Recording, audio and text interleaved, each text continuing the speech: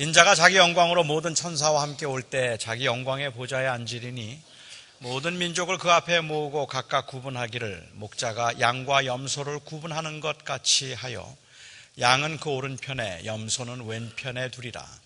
그때에 임금이 그 오른편에 있는 자들에게 이르시되 내 아버지께 복받을 자들이여 나와 창세로부터 너희를 위하여 예비된 나라를 상속받으라. 내가 줄 때 너희가 먹을 것을 주었고 목마를 때 마시게 하였고 나그네 되었을 때 영접하였고 헐벗었을 때 옷을 입혔고 병들었을 때 돌보았고 옥에 갇혔을 때 와서 보았느니라. 이에 의인들이 대답하여 이르되 주여 우리가 어느 때에 주께서 줄이신 것을 보고 음식을 대접하였으며 목마르신 것을 보고 마시게 하였나이까? 어느 때에 나그네 되신 것을 보고 영접하였으며 헐벗으신 것을 보고 옷 입혔나이까? 어느 때에 병드신 것이나 옥에 갇히신 것을 보고 가서 배웠나이까 하리니 임금이 대답하여 이르시되 내가 진실로 너희에게 이르노니 너희가 여기 내 형제 중에 지극히 작은 자 하나에게 한 것이 곧 내게 한 것이니라 하시고. 아마 여기 계신 거의 많은 분들이 13세기의 성자라 불리우는 이 프란시스 아시시의 이 평화의 기도라는 시를 다 알고 계실 겁니다. 이 아시시라는 것은 사실 사람의 이름이 아니라 그가 태어난 도시의 이름입니다. 그래서 프란시스 아시시에 태어난 프란시스라고 하는 성자가 쓴 평화의 기도라고 부르는데 이 기도를 전문적으로 연구하고 있는 카자탄 에서라고 하는 신부님의 연구에 의하면 이 시는 프란시스가 쓴 시가 아닐 것이 거의 확실하다고 말합니다. 아마도 1900년경에 누군가가 아시시의 아시시 살던 프란시스의 삶을 반영하는 그 시를 아마도 기록했을 것이라고 짐작합니다. 그렇게 생각하는 이유는 사실 이 시의 가장 오래된 사본은 1912년도 사본입니다. 그 이전에는 어떤 사본도 없기 때문에 그 불어로 되어 있는 그 가장 오래된 사본이 1912년 거라서 13세기경에 프란시스가 썼다는 어떤 근거도 사실은 없습니다.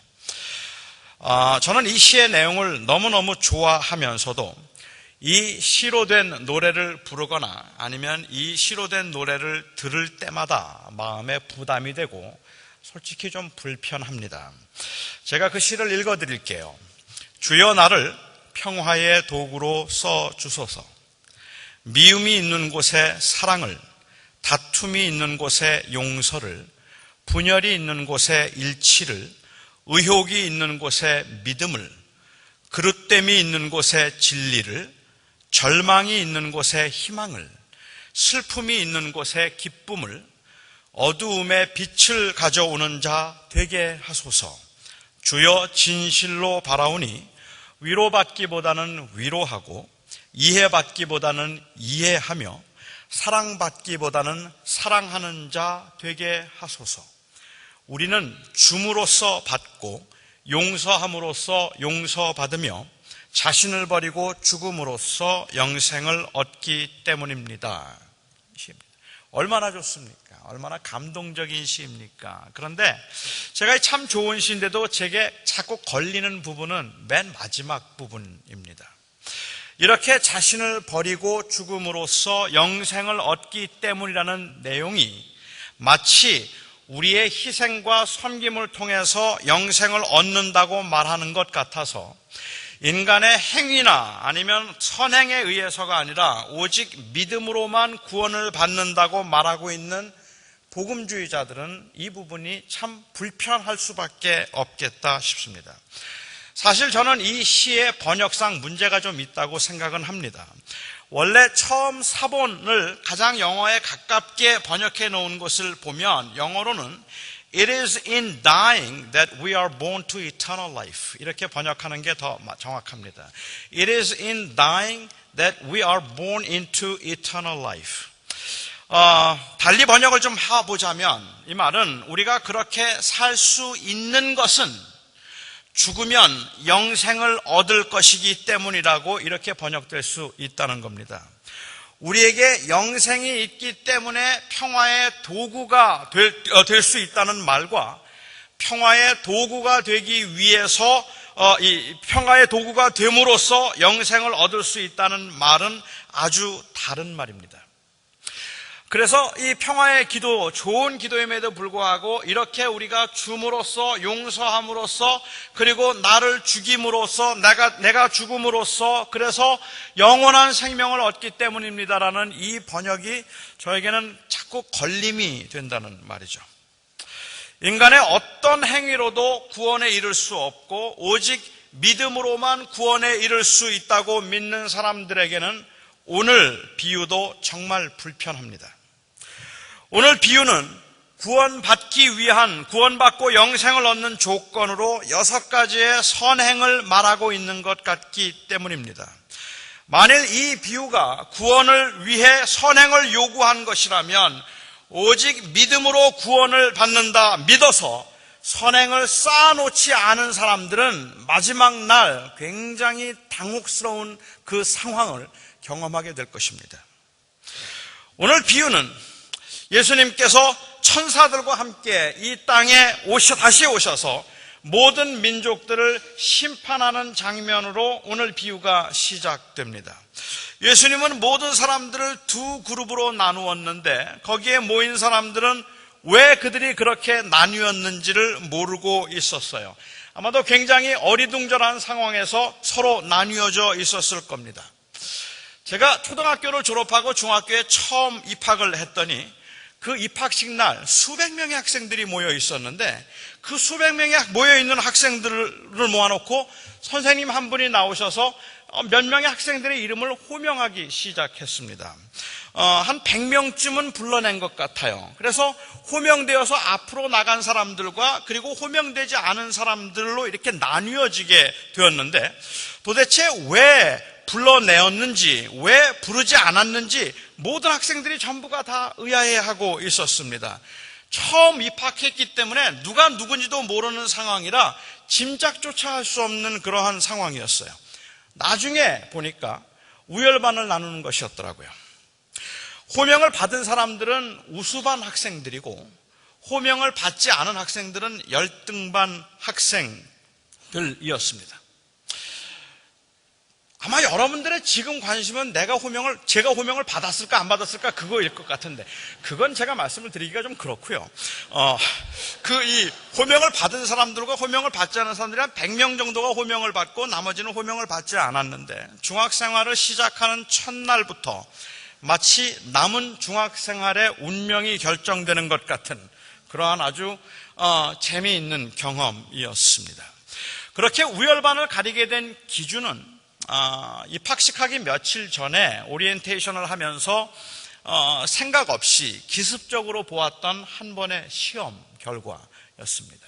그 시험을 보아서 우수반에 들어간 학생들은 그 남은 중학생활이 그러한 프라이드를 가지고 할 수 있었고 열등반에 들어간 학생들은 그 중학생활 내내 사실은 그런 이 열등감을 가지고 살아야 했던 것 같아요.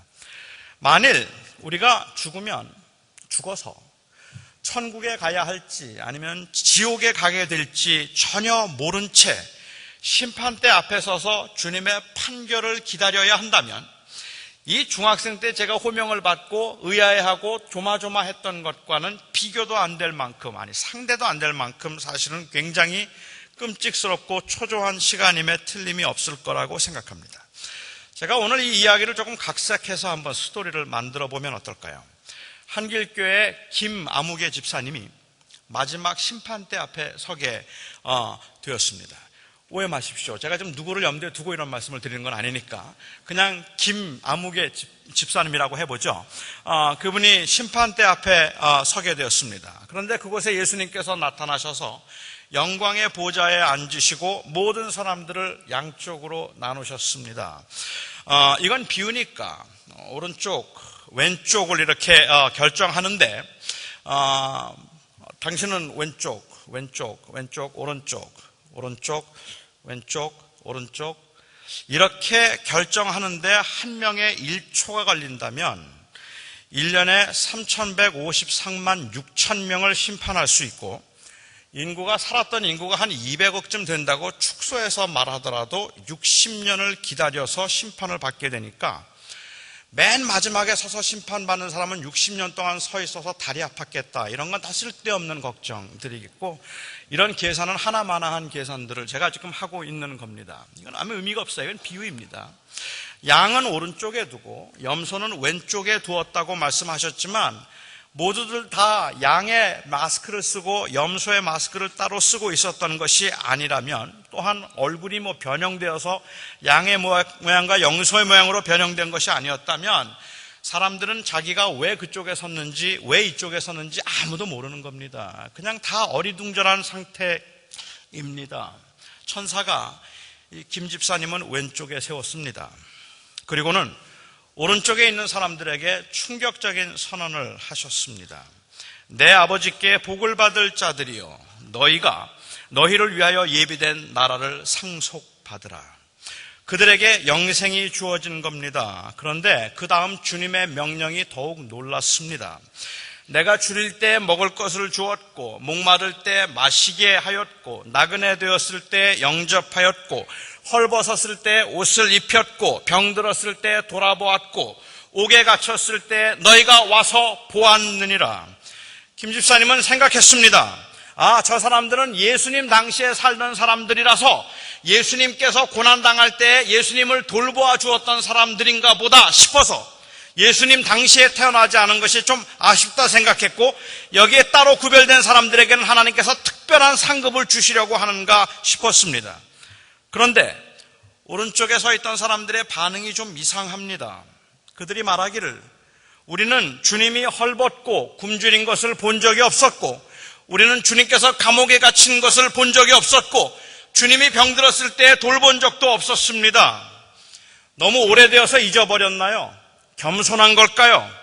그들은 우리는 주님을 그렇게 해본 적이 없다고 말을 했어요. 그러자 주님께서 말씀하시기를, 너희가 내 형제 중에 지극히 작은 자 한 사람에게 그렇게 한 것이 곧 나에게 한 것이니라. 가난하고 불쌍한 사람들을 너희가 도와주었다면, 그리고 헐벗고 굶주린 사람들에게 너희가 먹을 것을 주고 입을 것을 주었다면 그것은 곧 나에게 한 일이고 그 선행 때문에 너희가 영생을 받게 될 것이라고 하시는 말씀입니다. 섬찟합니다. 뭔가 잘못되었습니다. 주님께서 심판하실 때 이렇게 말씀하시면 이거는 내가 알고 있던 게 아닙니다. 아니나 다를까, 주님께서는 왼쪽에 있는 사람들에게 말씀하십니다. 저주를 받을 자들이여, 너희는 불쌍하고 외로운 사람들을 도와준 적이 없으니까, 너희는 가난하고 병든 사람들을 도와준 적도 없고 옥에 갇힌 사람들을 찾아가 위로해 준 적도 없으니까 영원히 불에 들어가라. 그리고 영원히 멸망하리라. 그럴 줄 알았어요. 한길교회 다니면서 그 키 작고 뚱뚱한 목사가 자꾸 믿기만 하면 구원받는다고 말할 때부터 조금 이상했는데, 그 말 믿었다가 완전히 망했습니다. 그냥 예수를 구주라고 고백하기만 하면 그러면 영생을 얻게 될 것이라고 할 때부터 좀 알아봤어야 됩니다. 어째 너무 쉽다 싶었어요. 그런데도 그냥 목사가 워낙 잘생겨서 그냥 그 잘생긴 외모만 보고 속아서 그 말을 믿었다가 완전히 망했습니다. 그러면 그렇지, 착한 일 안 하고 어떻게 구원받습니까? 착한 일 하지 않고 어떻게 천국 갑니까?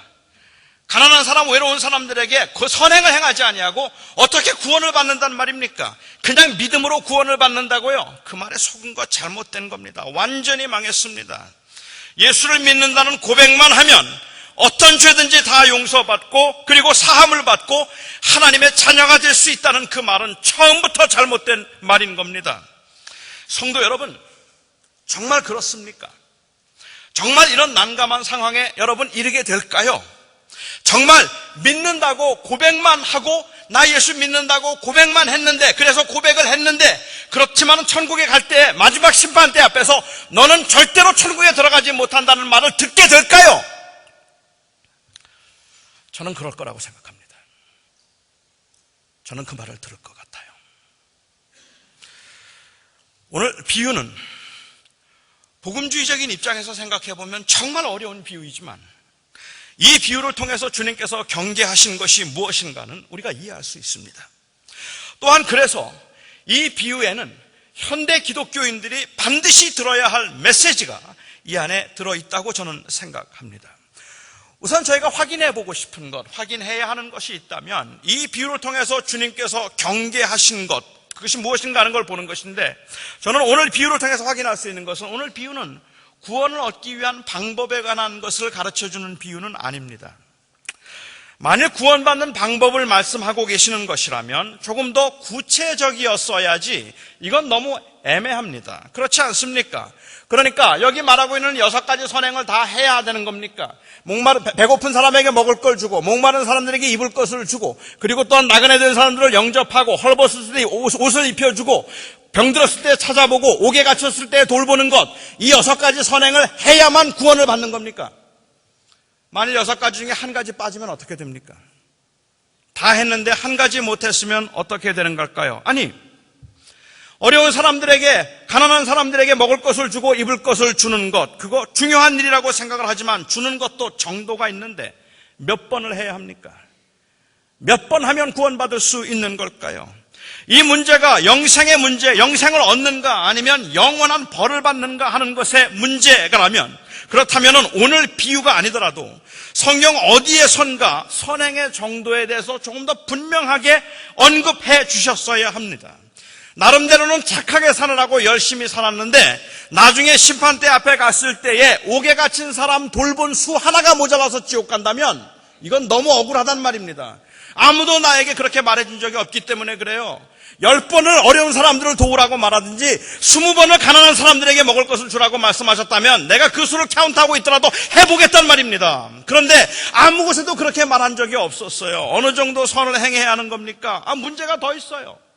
만일 그렇다면 옥에 갇히고 굶주리고, 그리고 굶주렸던 사람들, 너무 가난하고 불쌍해서 남들을 도와주지는 못하고 도움만 받던 사람들, 이 사람들은 그 가난 때문에 저절로 구원을 받는 겁니까? 아니면 능력과 여건이 안 되었더라도 선을 베풀지 못했으면 가난한 사람들도 구원을 받지 못하는 겁니까? 오늘 이 비유는 어떻게 하면 구원을 받을 수 있는가, 누가 구원을 받는가에 관한 것을 가르치는 비유가 아닙니다. 하지만 정말로 심각한 것은 이 말씀이 구원을 받는 방법을 가르치는 말씀이 아니라고 생각하거나 혹은 오직 믿음으로만 구원을 받는다는 그 진리에 혼동을 준다는 이유로 현대 기독교가 가장 소홀히 여기고 가장 전하지 아니하고 가장 등한시했던 비유가 바로 오늘 비유라는 말씀입니다. 믿음으로 구원을 받는데 왜 자꾸만 이런 6가지 선행을 말하는 거야? 이거는 왠지 믿음으로만 구원을 받는다고 가르치신 성경의 가르침에 위배되는 것 같은, 그러한 모순된 것 같은 생각 때문에 가능하면 여기에 눈을 두지 않으려고 했고, 가능하면 이 말씀을 우리가 생각하지 않으려고 했고, 가능하면 이 말씀은 좀 잘못된 것이라고 말하고 싶은 그러한 충동을 우리가 느끼고 있었다는 거죠. 바로 이 비유는 바로 그런 무조건 믿기만 하면, 예수를 믿는다고 고백하기만 하면 영생을 얻는다고 말하는 easy believism을 경계하고 있는 말씀입니다. 그러니까 전통과 풍습 또는 혈통에 의해서 구원이 보장되었다는 생각을 경계하는 것이고, 여기에는 예수를 믿기만 하면 구원을 받는다는 그 입장도 포함되어 있다고 저는 생각합니다. 이미 여러 번 제가 다른 설교를 통해서도 말씀을 드렸지만 현대인들에게 믿는다는 말은 아무 의미가 없습니다. 힘이 없습니다. 믿는다는 말은 그냥 단순한 지적인 동의를 의미하기 때문에 그렇습니다. 어떤 사람이 하나님을 믿는다고 말하면 그 말은 하나님이 존재한다는 입장에 동의할 수 있다는 말 정도일 뿐입니다. 어떤 사람이 예수님이 하나님의 아들이라고 믿는다면 그 말은 예수님이 하나님의 아들일 수 있는 가능성을 나도 인정한다는 그러한 의미입니다. 하지만 이 믿음은 그 인생관을 바꿔놓지 못하고 예수를 믿어도 크게 달라질 게 하나도 없고 예수 믿어도 손해볼 거 아무것도 없는 겁니다. 그냥 믿는다고 말하기만 하면 되는 거예요. I think so. So I believe. 나는 그렇게 생각합니다. 그래서 나는 그렇게 믿습니다라고 말하기만 하면 된다고 생각하는 것이죠. 이 믿음은 너무너무 쉬운 거예요. 아무것도 달라지지 않았는데, 아무것도 달라지고 싶지 않은데, 그런데 믿는다고 말합니다. 아니, 우리는 그렇게 전도를 합니다. 그냥 예수 믿는다고 고백하면 구원받습니다. 예수 믿는다고 말하세요. 하지만 저는 잘 안 믿어지는데요. 다 이해하고 믿는 사람 없습니다. 나도 잘 안 믿어져요. 그렇지만 나는 믿습니다. 믿는다고 하세요. 믿는다고 해서 손해볼 거 없잖아요. 저는 아직 준비가 안 된 것 같은데요. 저는 아직 잘 모르겠습니다. 저는 제 인생을 하나님께 맡길 준비가 안 되어 있습니다. 저는 제 것을 아직 조금도 양보하고 싶지 않고 인생의 쾌락을 포기할 마음이 저에게는 아직 없습니다. 그런 건 포기 안 해도 돼요. 그런 건 걱정하지 마시고 그냥 믿는다 그러기만 하면 돼요. 이 세상에 그거 포기하고 사는 사람 있나요? 다 그렇게 사는 거예요. 그냥 믿는다고 하면 되는 겁니다. 그냥 예수를 믿겠다고 고백하시면 구원을 얻는 거예요. 설령 구원이 없거나 천국이 없어도 선생님은 손해볼 게 하나도 없어요. 예수 믿는 건 그야말로 믿져야 본전인 장사입니다. 그리고 예수 믿으면 가끔씩 또 교회 와서 밥도 줘요. 그렇게 믿는다고 말하면 그냥 가끔 좋은 설교도 들을 수도 있겠고요. 그냥 손해볼 건 하나도 없는 거니까 그냥 믿는다고 말하세요. 예수를 믿는 건 돈 한 푼 안 들이고 사후를 위한 보험에 가입하는 것과 같은 겁니다. 그러니까 지금 중요한 것은 내가 예수를 나의 구주로 믿는다고 그렇게 고백을 하는가 하는 것이 중요한 것이지, 여러분의 인생관이 바뀌거나 여러분들의 삶의 주인이 바뀌거나 인생의 주인이 바뀌거나 아니면 여러분들이 사는 삶의 목적이 달라지는 것, 그런 것들은 다 나중에 훌륭한 신자 되면 그때 하는 거고요. 지금 중요한 것은 믿는다는 고백만 있으면 천국 간다는 겁니다. 여러분, 이건 복음이 아닙니다. 이건 복음이 아닙니다. 예수를 믿는 건 그냥 그런 거라는 말은 맞는 말이 아닙니다. 예수를 믿는다는 말은 인생의 목적이 달라진다는 말입니다. 예수를 믿는다는 말의 의미는 내 이제 무엇을 위해서, 누구를 위해서 사는가, 지금까지는 내 인생의 주인이 나인 것 같아서 그렇게 내가 주인인 것처럼 살았는데 이제는 예수 그리스도가 나의 하나님이, 나의 주님이 되었다는 것을 고백하는 것이고, 내가 이 땅에 살면서 그냥 한 70년, 80년, 길어 90년, 100년 동안 살아가면서 조금 더 편안하고 안락하고 쾌락을 누리며 살아가는 것을 내 인생의 목적으로 삼아서 그걸 도와줄 하나님을 찾고 있었는데, 그게 아니라 영원한 하나님의 나라가 있어서 그를 믿는 자가 이제는 그 영원한 하나님의 나라에 들어갈 수 있다는 이 사실이 내 가치관을 완전히 뒤집어 놓고 바꾸어 놓는 것, 이게 복음이란 말입니다. 근데 그냥 믿기만 하면 된다고요? 믿는다고 고백하고 세례만 받으면 그냥 구원을 받는다고요? 이 말은 영생 때문에 삶의 스타일이 달라졌다는 말인데, 만일 여러분들이 그냥 나는 그런 거 하나도 상관없고요, 나는 내 인생의 주인은 여전히 나라고 생각하고, 나는 내 인생의 목적은 쾌락이라고 생각하고, 나는 이 땅에 살아가면서 영생, 천국이나 이런 거 솔직히 관심도 없고 그냥 영원히 그냥 나는 이 땅에 살면서 어떻게 하면 편안하고 좋게 쉽게 살 수 있는가 하는 것을 생각하며 그것이 내가 살아가는 궁극적인 목적이고, 모든 사람들은 그런 나를 위해서 존재해야 된다고 생각하지만 혹시 천국이 있을지도 모르니까 그 경우를 위해서 내가 보험 들듯이 천국 들어가는 입장권 공짜로 하나 얻어놓아서 뒷주머니에 찼다고 생각하신다면 주님의 심판대 앞에 섰을 때 여러분들 난감해질 겁니다. 그건 아닙니다. 그건 복음이 아닙니다. 복음은 우리의 삶을 바꾸는 것입니다. 우리의 인생을 바꾸는 것입니다. 저는 독일에서 1년 동안 공부를 했습니다. 독일어 공부를 하기 위해서 1년 동안 독일에 가 있었는데요. 독일에서 계속 살겠다는 마음이 저에게는 전혀 없었기 때문에 저와 제 아내는 그곳에 있는 동안에도 제가 독일에서 돌아올 준비를 항상 하면서 살아야 했습니다. 그래서 차를 사는데도 제가 차를 살 때 어떤 차가 오래 튼튼히 잘 탈 수 있는가 이런 것들을 보는 것이 아니라 1년 후에 돌아올 때 어떻게 하면 잘 팔고 올 수 있을까를 생각하면서 제가 차를 사야 됐어요. 그래서 5,000불 주고 제가 차를 사면서, 그 중고차를 사면서 제가 계약을 할 때 1년 후에 돌아갈 때 3,500불에 그 딜러에서 다시 사는 것으로 계약을 제가 했습니다. 미국은 그렇게 안 됩니다. 독일 시골은 돼요. 제가 그래서 그렇게 계약을 했고요. 갈 때만 하더라도 저는 공부만 하겠다고 생각하고 갔기 때문에 1년 동안 열심히 독일어를 배워서 제가 돌아와야 된다고 생각하고 갔기 때문에 가서 TV를 본다든지 뭐 이런 건 엄두도 내지 않았었어요. 그래서 텔레비전을 구입할 마음이 전혀 없었는데요. 막상 가보니까 너무 심심하더라고요. 그리고 제 아내도 너무 심심해해요.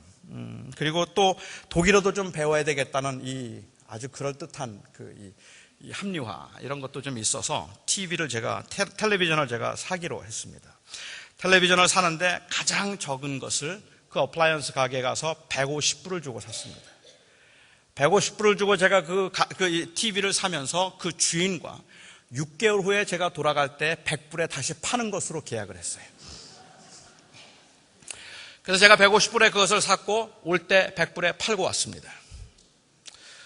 저는 굉장한 비즈니스 마인드를 갖고 있는 사람입니다. 제가 이래봬도 그 손해보는 게 아깝다는 생각이 들었기 때문에 제가 그렇게 했습니다. 미국으로 돌아와야 했기 때문에 가능하면 적게 샀고 가능하면 많이 돌아다녔습니다. 똑같이 TV를 소유했고 똑같이 차를 가지고 있었고 똑같이 식당에서 밥을 먹고 하는 것은 똑같은 것 같았지만 저나 제 아내의 라이프 스타일과 그 독일에 아주 살고 있는 사람들의 라이프 스타일은 전혀 다른 것이었습니다. 전혀 다른 겁니다. 물론 미국으로 돌아올 생각을 하더라도 조금 더 좋은 차 살 수 있습니다. 미국으로 돌아올 생각을 하더라도 조금 더 큰 텔레비전을 보는 건 아무 문제 되지 않습니다. 하지만 어떤 차를 타는가에 상관없이 1년만 살 것이라면 돌아갈 생각을 하고 물건을 사고 파는 것이 마땅하다는 말입니다.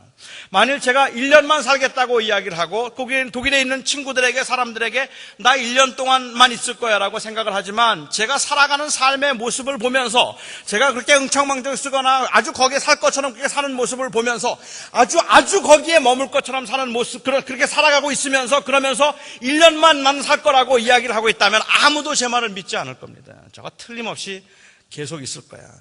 제가 1년 공부 끝내고 미국으로 돌아가면 내 손에 장을 지져라. 쟤는 절대로 돌아가지 않는다. 왜냐하면 돌아갈 사람이면 저렇게 살지 않을 거니까 라고 말할 거라는 말입니다. 사람들이 저를 보고 쟨 가겠구나 라고 생각하게 만드는 그러한 라이프 스타일이 있는 거 아니겠느냐는 말이에요. 오늘 주님은 이 비유에서 어떻게 이렇게 달라질 수밖에 없는 라이프 스타일에 관해서 말씀을 하고 계시는 겁니다. 주님께서는 우리가 어떻게 달라져야 되는 거에 관한 말씀을 하고 계시는 건데 마태복음의 특징 중에 하나가 있다면 주님께서 하신 말씀들을 묶어 놓았다는 겁니다. 그래서 마태복음 5장부터 8장까지는 산상수훈의 그 주님의 말씀을 통해서 기독교인의 아니면 제자들의 윤리관에 관해서 말씀을 하셨고 마태복음 10장에 가서는 제자들이 어떻게 살아야 되는가 하는 제자들의 삶에 관해서 말씀을 하시고 마태복음 13장에 가서는 천국에 관한 비유들을 모아놓아서 천국의 비유를 말씀하셨고 그리고 마태복음 18장에 가서는 주님께서는 교회란 무엇인가 교회가 어떻게 해야 되는가 하는 교회에 관한 말씀을 18장에서 말씀하시고 그리고 오늘 마지막으로 25장에서는 주님께서 종말을 기다리고 있는 하나님의 사람들은 이 땅에 사는 동안에 어떻게 살아야 되는가 하는 것에 관한 말씀들을 모아놓고 있어요. 그러니까 마태복음 25장에 나와 있는 비유들이 여러분들이 잘 알고 있는 열 처녀의 비유라든지 달란트의 비유라든지 그리고 오늘 나와 있는 양과 염소의 비유는 모두가 다 동일하게 공통적으로 강조하고 있는 것은 종말적인 사고를 가지고 이 땅에 살아가는 사람들이 어떻게 사는 삶이 깨어있는 삶인가 하는 것을 강조하고 있다는 말씀입니다. 깨어있으라는 말씀은 이 세상에 사는 동안에 끊임없이 유혹이 있지만 이 땅에 아주 살 것처럼 예수님이 아주 안 오실 것처럼 그렇게 살아서는 안 된다는 말이고 그렇게 깨어있는 사람들의 삶에는 반드시 약하고 가난하고 불쌍한 사람들이 들어있어야 한다는 말씀입니다. 그것이 없으면 그것은 다시 한번 우리가 은혜로 돌아와야 한다는 말씀을 하고 계시는 것입니다. 주님은 헐벗은 사람들에게 옷을 주어야 구원을 받을 수 있다고 말씀하지 않습니다. 배고픈 사람들에게 몇 번 밥을 사주었느냐를 가지고 구원을 결정한다고 말씀하지 않습니다. 하지만 예수를 믿는다는 것이 삶의 주인이 바뀐다는 말이고 그리고 또한 예수를 믿는다는 말이 인생의 가치가 달라지는 것을 말한다면 이제 그 예수를 구주로 영접한 사람들은 영원한 하나님의 나라에 들어갈 사람들은 착하게 살아야 한다고 말씀하고 계시는 겁니다. 반드시 착하게 살아야 한다고 말씀하시는 겁니다.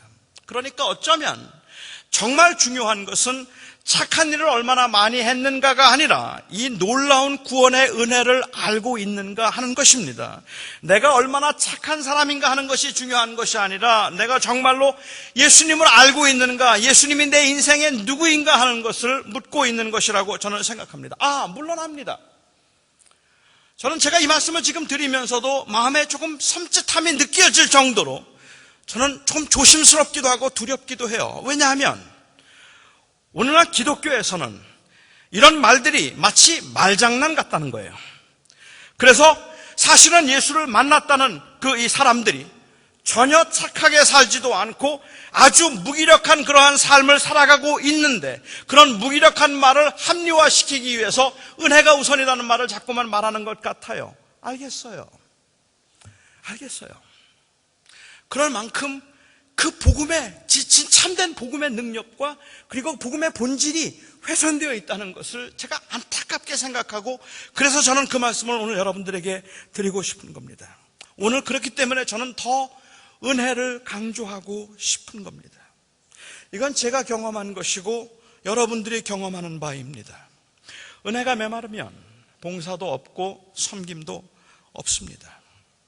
예수 그리스도의 은혜로 인한 감격이 사라지면 나보다 남을 낮게 여기는 것으로 인한 그 기쁨, 보람 느끼기 어렵습니다. 선을 행하면 은혜를 받는 것이 아니라 은혜를 받으면 사실은 선을 행할 수 있을 겁니다.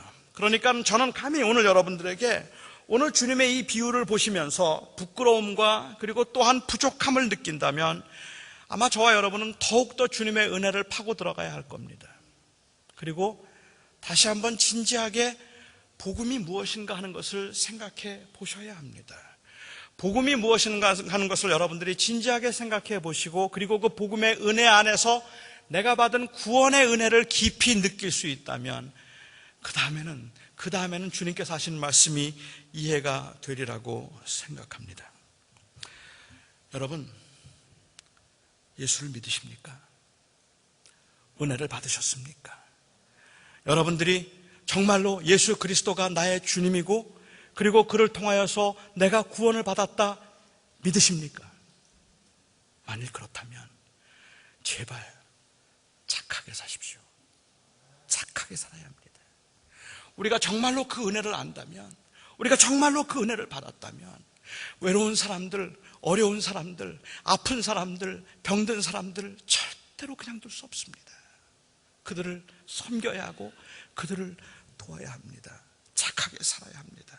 사랑하는 성도 여러분, 너무 고돼서 너무 힘들어서 그리고 아직도 내 속에 탐욕이 남아 있어서 착하게 살기가 힘드십니까?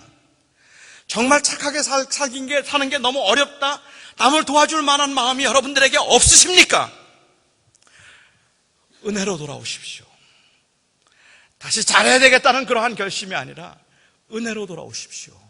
그 은혜를 묵상하시고 내가 받은 구원이 무엇인가를 다시 한번 깊이 생각해 보십시오.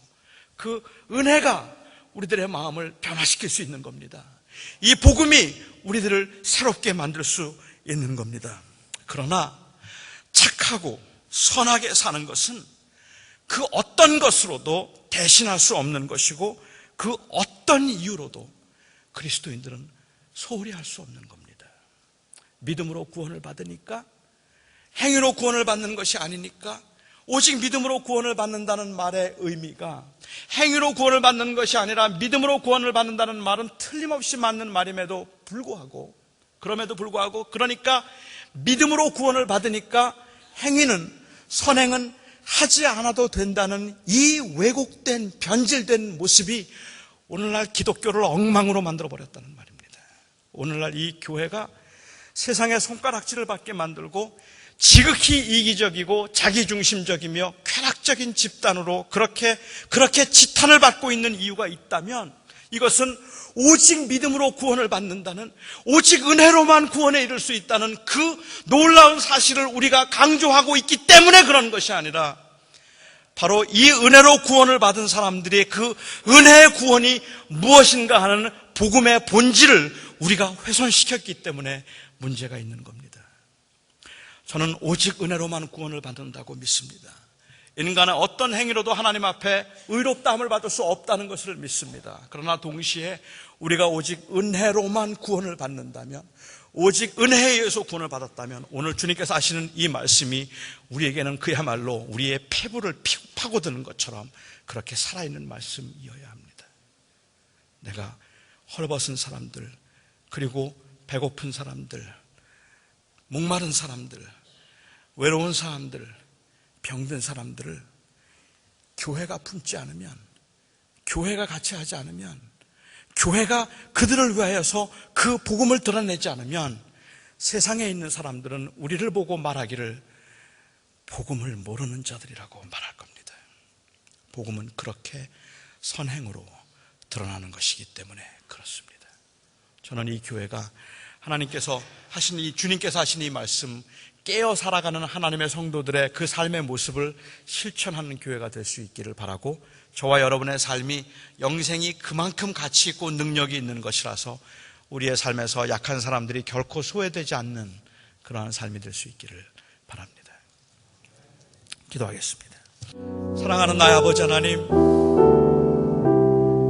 우리들이 이 땅에 살면서 눈에 보이는 것들을 자꾸 보게 될 때, 그리고 그것들에 우리의 마음이 빼앗기고 우리의 마음이 불만족스럽고 원망이 오히려 가득하거나, 아니면 때로는 말할 수 없이 우리의 마음이 교만의 극에 달했을 때, 하나님, 그때마다 저희는 우리 안에 그 주님께서 허락하신 그 은혜가 식었음을 보았고 경험했습니다. 우리 안에 그 구원의 은혜가 충만할 때, 나 같은 죄인을 구원하시고 영원한 생명을 주신 그 은혜에 대한 감동이 우리의 마음속에 살아있을 때, 그때는 없어도 감사했고 약해도 감사했고 부족한데도 그런데도 기뻤습니다. 과연 우리의 문제는 이 복음의 변질이며 은혜의 훼손이며, 또한 우리가 누리게 될 그 영원한 생명에 대한 그 가치에, 하나님, 그 가치를 우리가 저하시킨 것이라 생각합니다.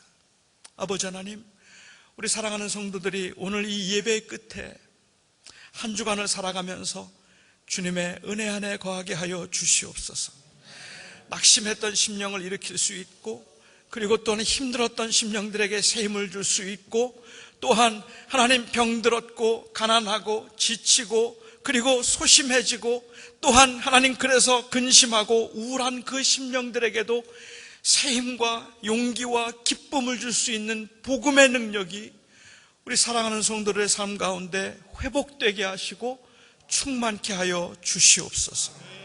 아버지 하나님, 그런 간절한 마음으로 주님 앞에 오늘도 정성껏 예물을 드렸고 한 주간의 삶을 주님의 손에 맡겼습니다.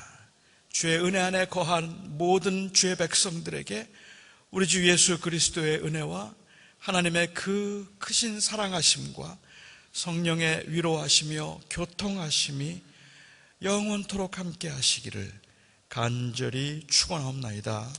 아멘.